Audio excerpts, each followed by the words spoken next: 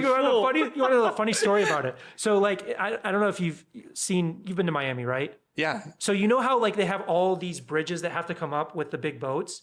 So we started from a place where they had to open like 10 bridges. So it takes like an hour and a half to get out. And then as we're going back, it's going to take an hour and a half back. And this one guy that owned the boat, he's like, I'm not going to wait because it's going to take an hour and a half. So just drop me off and I'm going to get off the boat here and call an Uber. I was like, I'm doing it anyways. But the thing is, they made us take our shoes off and left it at the destination. Oh, shoot. So I wanted to get off so bad that I left my shoes and I went barefoot into an Uber to get back to my hotel and had somebody bring my shoes the next day. That's how much I wanted to get out of that situation. Okay.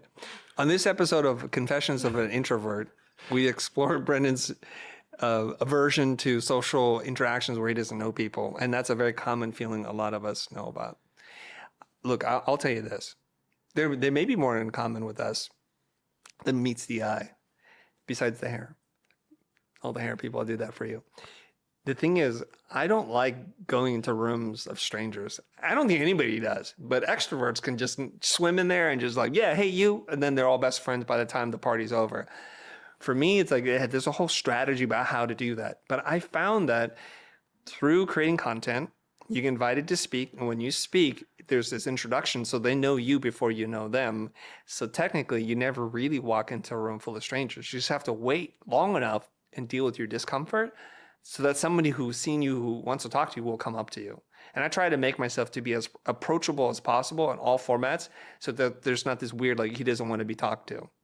100%. And I think that's also just like the underlying reason why we build personal brands.